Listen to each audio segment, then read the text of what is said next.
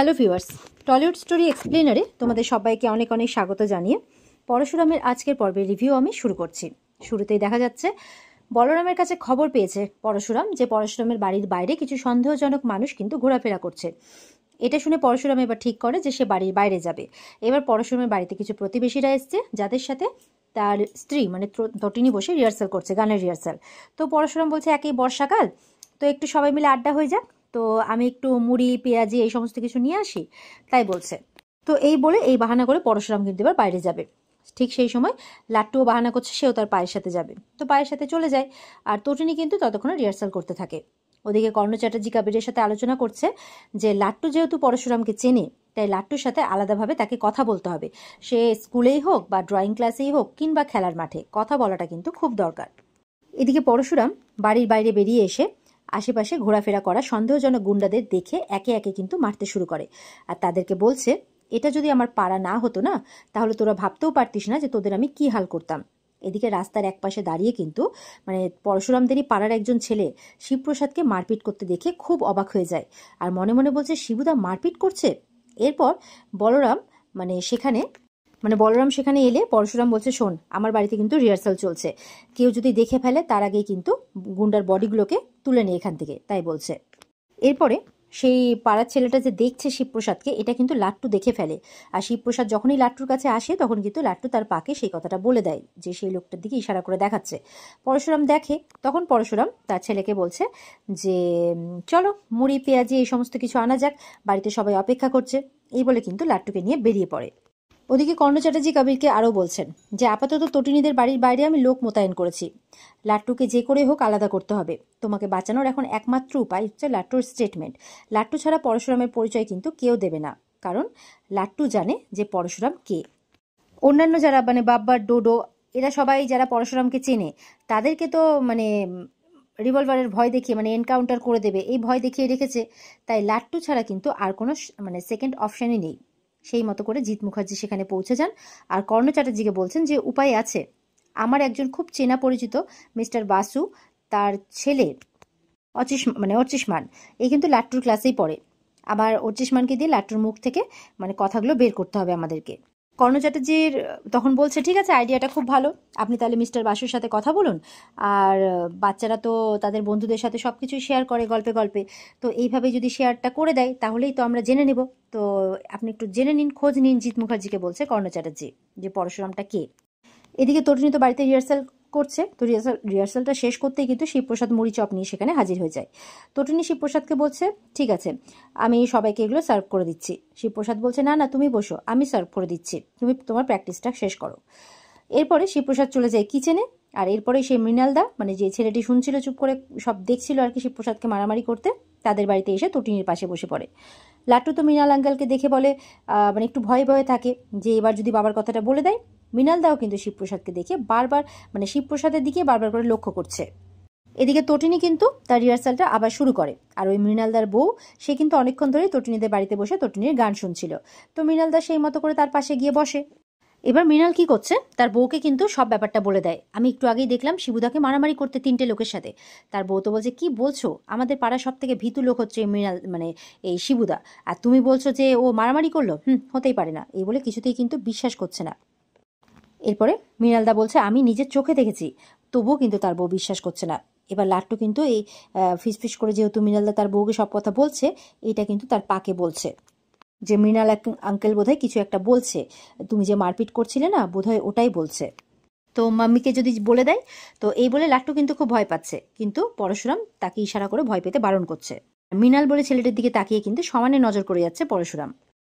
ওদিকে আরাধ্যা কিন্তু কাবিরের সাজা হয়ে যাবে এই ভেবে মন খারাপ করে বসে বসে কাঁদছে। কাবির তার কাছে এসে বলছে, কি হয়েছে? আরাধ্যা বলছে, আমি তোমাকে বাঁচানোর জন্য বিয়ে করেছি, কিন্তু এই ব্যাপারে আমার পরিবার আমার পাশে দাঁড়ালো না। আমি মানছি তুমি অপরাধ করেছো, হ্যাঁ আমরা একটু পাথর হয়ে গেছি, আমি মানলাম ভুল, কিন্তু কি বলো তো, ভুল হয়ে গেলে ভুলটা তো সংশোধন করতে হবে। তোমাকে জেলে পাঠিয়ে আমার ছোট্টি ভাইয়ের কি লাভ হবে? তুমি যখন জেল থেকে বেরোবে তখন তো তোমাকে সবাই ক্রিমিনাল বলবে, তারপর কি তুমি ওদেরকে ছেড়ে দেবে? তো এর তো কোনো শেষ নেই। কবির বলছে, তুমি একদম চিন্তা করো না, আমার ড্যাড যখন আছে তখন কিচ্ছু হবে না, এছাড়া আমার নিজস্ব একটা গ্যাংও আছে। আরাধ্যা কবিরকে ঝামেলাঝাটি করতে একদম বারণ করছে। কবির বলছে, আমার যদি কিছু হয়ে যায় তাহলে আমি তাদের একদমই ছাড়বো না, আমার জীবনে শুধু দুজন আছে, আমার ড্যাড আর হচ্ছে তুমি, আর কারোর জন্য আমার মনে কোনো মায়া মমতা কিচ্ছু নেই। এরপরে কবির যখন রেগে যাচ্ছে, আরাধ্যা বলছে আচ্ছা আচ্ছা থাক, তোমাকে এইসব ব্যাপারে আর জড়াতে হবে না, বাবা তো হ্যান্ডেল করছেন ব্যাপারটা। কাল লাট্টুর স্কুলে ওর বন্ধুর লাট্টুর বন্ধু পড়ে, আমার যে বাবা তারই বন্ধুর ছেলে, তো লাট্টুরই বন্ধু, তো সেই হিসেবে বন্ধু বন্ধু যদি শেয়ার করে একে অপরের কথা, তো সেই হিসেবে যদি জানা যায় লাট্টুর মুখ থেকে যে পরশুরামকে, সেই চেষ্টাটাই করবেন তোমার বাবা, তাই বলছে। আমরা বরঞ্চ পরশুরামকেই টার্গেট করি, ছর্দি ভাইয়ের পরিবারটাকে বরঞ্চ আমরা ছেড়ে দিই। কবির তখন বলছে তুমি তোমার দিদিকে বাঁচাতে চাইছো নাকি? আরাধ্যা বলছে না, আমি তোমাকে বাঁচাতে চাইছি, এই বলে তাকে কিন্তু জড়িয়ে ধরে। পরদিন দেখা যাচ্ছে কর্ণ চ্যাটার্জি কবিরকে নিয়ে স্পেশাল ব্রাঞ্চের অফিসে গিয়ে উপস্থিত হয়েছে। সেখানে সৌরভকে দেখতে পেয়ে বলছে যে আপনাদের হেল্পের আমার খুব দরকার, কিছু ইনফরমেশন জানার ছিল। তখন বলরাম আর মায়া কিন্তু সেখানে এসে উপস্থিত হয়। বলরাম বলছে বলুন কি জিজ্ঞাসা করবেন। তখন বলরামকে দেখে কবির রেগে যায়, বলে কাস্টাডিতে নেওয়ার সময় এই লোকটা আমাকে খুব মেরেছিল। বলরাম তখন কবিরকে বলছে আরও যদি বেয়াদবি করো তাহলে আরও মারবো, এই কর্ণ চ্যাটার্জির মতো লোকেরা তোমাদের জেনারেশনকে শাসন করে না বলেই তোমরা এত লাগাম ছাড়া হয়ে গেছো, বুঝতে পেরেছো? কি মনে করো তোমরা আইন মানবে না, যা খুশি তাই করে বেড়াবে? এই শহরটা কি তোমাদের বাপের সম্পত্তি নাকি? কবির বলছে হ্যাঁ বাপের সম্পত্তি। এই বলে বলরাম কিন্তু কবিরের কলার ধরে কবিরকে মারতে যায়। সৌরভ আর মায়া তখন বলরামকে আটকে নেয়। কর্ণ বলছে বলরামকে আপনি আমার সামনে আমার ছেলের সাহস কলার ধরছেন, এত বড় সাহস আপনার? বলরাম বলছে খুব ভালো যে আমি আপনার ছেলের ব্যাপারটা হ্যান্ডেল করছি, যদি পরশুরাম হ্যান্ডেল করতো না তাহলে আপনাদেরকে এখন হসপিটালে ছুটতে হতো।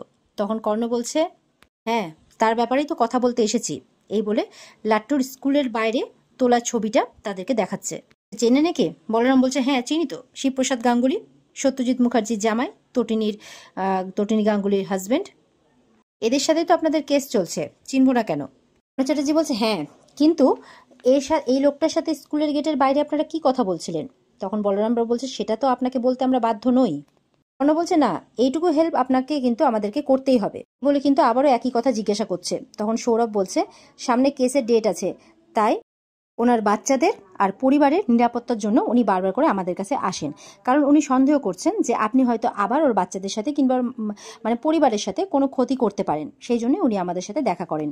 চ্যাটার্জি বলছে যে এই ছবিটা তুলেছে তারপর থেকে কিন্তু সে নিখোঁজ, তার নাম হচ্ছে কালু খাড়া। বলরাম জিজ্ঞাসা করছে আপনার ভাড়াটে গুন্ডা তা কাকে ফলো করছিল, আমাদেরকে না শিবপ্রসাদকে? কবির এবার তার ড্যাডকে বলছে যে এরা কিচ্ছু বলবে না ড্যাড, এর থেকে ভালো শিবপ্রসাদকে তুলে নিয়ে গিয়ে শ্যুট করে দাও।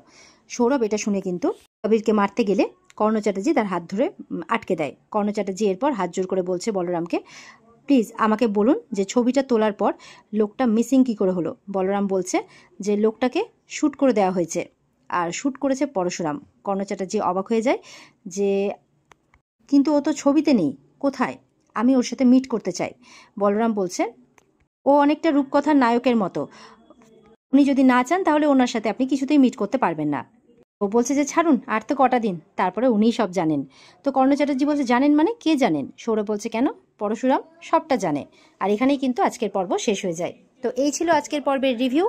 ভালো লেগে থাকলে পর্বকে লাইক কমেন্ট করে আমাদের সাথে জুড়তে চ্যানেলকে সাবস্ক্রাইব করতে ভুলবে না। আর পর্বের বিস্তারিত দেখতে স্টার জলসার পর্দায় চোখ রাখবে। দেখা হচ্ছে আগামীকালকে, সবাই ভালো থাকবে, টাটা।